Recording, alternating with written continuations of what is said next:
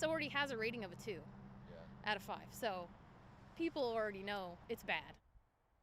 Again this year, the U.S. Postal Service in Louisville bogged down with delays at its sorting facilities. Earlier this year, you may remember, inspectors found similar issues inside the Louisville Post Office. Hello, everybody, and thank you for joining us. I'm Doug Proffitt. And I'm Connie Leonard. WHAS11's Ian Hardwitt and photojournalist Jessica Farley dig into the issue and hear your complaints. I'm checking my whole house. I'm like, did they put it in the front? Did they put it in the back? And then you pull it up online. No, it's just delayed again. And it's been here since the 28th of November. And it just keeps delay.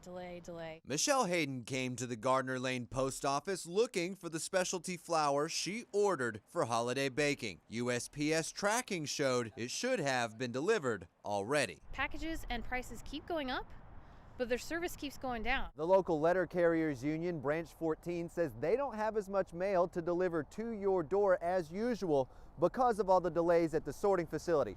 However, the person I spoke to over the phone was not allowed to use their name for fear of being fired.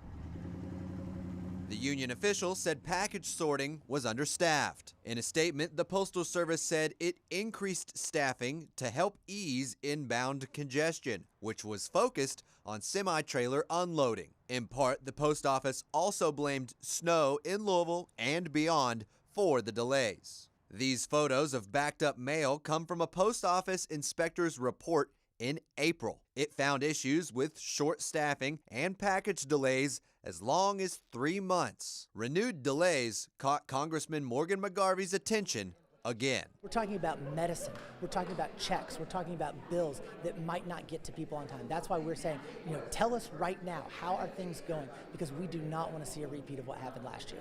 In Louisville, Ian Hardwitt, WHAS 11, on your side. Now, to spread out the increased volume, USPS said some packages bound for Louisville were rerouted to other places. Well, those include Springdale, Ohio, and Memphis, Tennessee. We really believe producing things down the street here is going to be exciting. It's going to be a market-leading product. It's going to be U.S. workforce. Well, Louisville is expanding its footprint in healthcare. Glove US says it's the first surgical glove manufacturer to be based in America. And you're looking at the company's operation currently in the United Kingdom. Well, new today, the company announcing a $5 million investment in Louisville and the creation of 100 jobs. The theme of the announcement is onshoring critical businesses to American turf. WHAS 11's Alexander Goldberg with that story.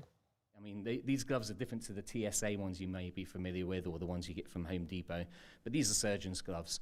And we're going to make Louisville really the leader. Another company is putting down roots on Kentucky soil. Glove US CEO Matthew Griffin says they're the first to bring surgical glove manufacturing to America. Onshoring is a solution to things. Shipping things from far-flung parts of the world just causes supply issues. Glove US made a $5 million investment, expecting to hire 100 Kentuckians. Griffin says they hope to double that in 10 years. Look here, this is their facility in the United Kingdom. Now the company is announcing a North American headquarters in Louisville with a manufacturing facility near UPS Worldport. Training will take place at the Jefferson Community and Technical College. So you see we have all this robotic equipment. We set this place up intentionally like a manufacturing floor. JCTC Vice President Gary Dryden says students here are teed up to take on challenges in those facilities. So our students are trained to come in and maintain this equipment, fix the equipment that they're using to make the gloves. Kentucky congressman also showed up Monday in support of the investment. All those gloves are currently being made in China. Now they're going to be made in Louisville. In his words, U.S. Representative James Comer of Western Kentucky says this is the objective of President Donald Trump's America First policy. If you ask the average person about tariffs, nobody likes tariffs. But again, the purpose is to force companies back to the United States. If you make stuff in the United States, you will not have to pay the tariff. Representative Morgan McGarvey of Louisville responding to a reporter who asked if tariffs are pushing companies to relocate domestically. Tariffs are neither good nor bad. Tariffs are a tool. How you use a tool matters. And the chaotic nature with which Donald Trump is deploying tariffs are actually hurting more businesses here than they're helping. Now, Glove US will be anchored in the Lou Med district, surrounded by their biggest customer base, surgeons. In Louisville, Alexandra Goldberg, WHAS 11, on your side. Glove US says the headquarters is in a key location positioned within an 8-hour drive of nearly half the U.S. population and 4,000 hospitals. The company says gloves that are shipped late in the evening will be able to reach most U.S. hospitals by the next morning. A leading AI company puts roots down right here in Louisville today. V-Simple Incorporated cut the ribbon on their newly relocated headquarters off River Road earlier today. V-Simple's relocation from southern Indiana to Louisville is part of the company's $5.1 million investment in the Commonwealth, which is set to create 194 well-paying jobs for Kentuckians. Governor Andy Beshear said today's grand opening is another example of Kentucky's growing role in the tech manufacturing world. CEOs from around the globe are learning that Kentucky is the very best place for advanced manufacturing, for lab science, EVs, and for technology companies like V-Simple. That in Kentucky, we're not just the workers, we're the thinkers of the future, and we are in the most cutting-edge sectors anywhere in the world. V-Simple announced their move to Louisville back in August, and the company was founded in New Albany in 2020 and specializes in using AI to help streamline operations and remove inefficiencies for mid to large-size companies.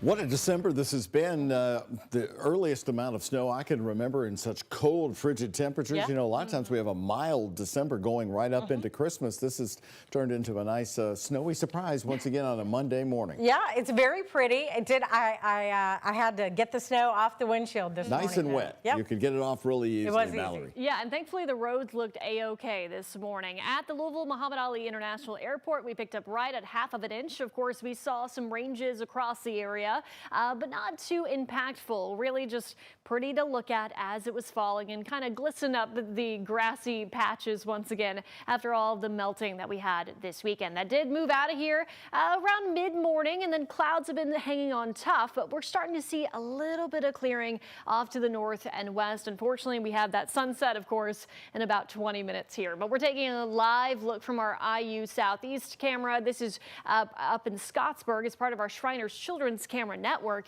and temperatures right now, they are still hovering right around that freezing mark, so they really haven't budged all too much throughout the course of the day today. Heading into tonight, temperatures will drop down into the 20s. We'll likely see clouds decrease and then increase once again as we get closer to sunrise. We'll also have a southerly wind, so that will keep our temperatures from completely bottoming out. But expect 20s as the kids head off to school tomorrow morning. By the afternoon hours, a milder day. Those highs will be returning to the 40s, and we should have more peaks of sunshine as we carry on into your Tuesday afternoon as well. Just keep in mind, winds will be picking up starting tomorrow. So tomorrow will be gusty at times from the southwest. Those winds gusting up to about 25, even 30 miles per hour possible tomorrow night.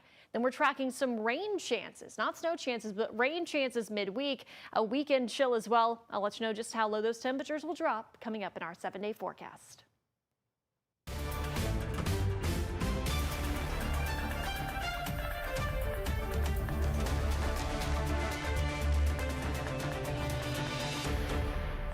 Out of the gate on this Monday, the redistricting fight in Indiana moved to the Indiana Senate this morning as the Elections Committee is currently in a 4-hour-long hearing on what's called House Bill 1032. The bill looks to redraw all 9 of Indiana's congressional districts before the next census and could reshape the Democratic districts into more Republican-leaning ones. Now, the Senate sponsor presented the mid-cycle map redraw after the House passed it last week, saying state law doesn't prohibit redistricting outside the census. Well, a total of 127 Hoosiers signed up to testify today. Lasima Packett, who retired from the military, opposes this bill. She argues it's driven by political motivations from the White House. We do not cave to the pressures from Washington, D.C. We do not redraw democracy to suit a moment. And here in this state, we still believe in fairness, transparency, and the right for every Hoosier to be fully represented. Another speaker today, Brian Pease, expressing strong support for the bill, saying it's necessary to correct past imbalances in representation. The remedy for this injustice is the redistricting of our own state. We can correct this imbalance, halt the continuing attempts to silence Hoosier voices in our nation's capital. Well, the bill redefines all 9 congressional districts by county, township, and precinct following public comment. Committee members will discuss any amendments or changes. Also today, we learned that U.S. Congressman Morgan McGarvey of Louisville is once again planning to reintroduce the Justice for Breonna Taylor Act in Congress. The bill, named after Taylor, aims to create a nationwide ban on no-knock warrants. Now, officers shot and killed Taylor while carrying out that no-knock warrant back in 2020. McGarvey and Kentucky Senator Rand Paul tried to pass a nationwide ban on no-knock warrants back in 2024, but it did not go anywhere. According to Morgan McGarvey today, this next attempt is set to have more support from both sides of the political aisle. We're continuing to build the right groups of people and making sure that Democrats and Republicans, urban and rural legislators understand this is something that can impact everybody. You know, the reality is these no-knock warrants don't keep people safe. And so many times they're open for abuse, they're open for anybody getting hurt. McGarvey helped pass that statewide ban on no-knock warrants here in Kentucky back in 2021. Well, the JCPS board will meet tomorrow to vote on pausing the superintendent's plan to close and consolidate schools. The district is facing a $188 million budget deficit. Initially, the plan proposed closing Zachary Taylor Elementary and Liberty High School and consolidating King Elementary with Maupin. Following 3 different public forums to get feedback on the cuts, board leaders said Friday that they wanted to put a hold on Dr. Brian Yearwood's proposal. We will bring you the latest from those meetings on air and on our free mobile app. Big changes coming to political precedent in Washington. The president breaking away from longtime traditions. We'll explain coming up here at 5 on WHAS 11 News tonight. And here's a check of today's Kentucky Lottery jackpots. Mega Millions, $60 million. Powerball, $875 million. The Kentucky Lottery, funding education for over 1 million Kentucky students.